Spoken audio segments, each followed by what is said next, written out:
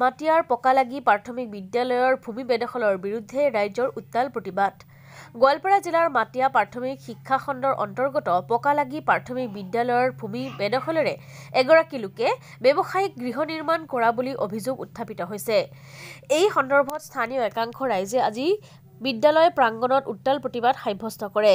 বিদ্যালয়খন পকালাগি ৰাজহ গাঁৱৰ 111 নং ডাক আৰু 165 নং পাট্টাভুক্ত 1 বিঘা 2 কঠা 12 লেচা মাটিত অৱস্থিত।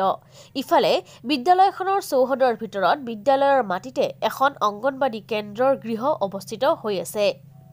কিন্তু উল্লেখিত ডাক আৰু পট্টাৰ পকালাগি প্ৰাথমিক বিদ্যালয়ৰ 1 বিঘা 2 কঠা 12 লেচা মাটিত দুটাকৈ চৰকাৰী অনুষ্ঠান থকা সত্ত্বেও আব্দুৰ ৰছিদ নামৰ ব্যক্তিজনে বিদ্যালয় গৃহৰ পূব ফালেদি PWD ৰাস্তাৰ কাষত বলপূৰ্বক আৰু অন্যায়ভাৱে বিদ্যালয়ৰ মাটি বেদখল কৰি নিজৰ ব্যৱসায়ৰ স্বাৰ্থসিদ্ধিৰ বাবে 5টা কোঠা নিৰ্মাণ কৰি আছে। সেয়ে ৰাইজে আজি প্ৰতিবাদ সাব্যস্ত কৰি তদন্ত মৰ্মে বিহিত ব্যৱস্থা গ্ৰহণ কৰাৰ দাবী জনায়।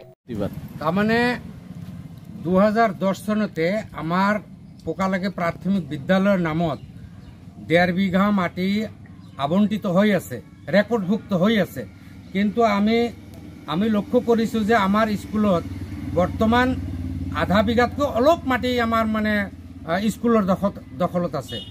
বাকী মাটিখিনি বেলেগে বেদখল কৰি মানে ভোগ কৰি আছে। আৰু স্কুলৰ কাষতে স্কুলৰ বাউণ্ডাৰীৰ মাটিতে মানে 6টা ৰুমৰ দোকান কৰি তেওঁ ব্যৱসায় স্বাৰ্থ সিদ্ধিৰ কাৰণে তেওঁ মানে দোকান ভাড়া দি পেলাই খাই আছে।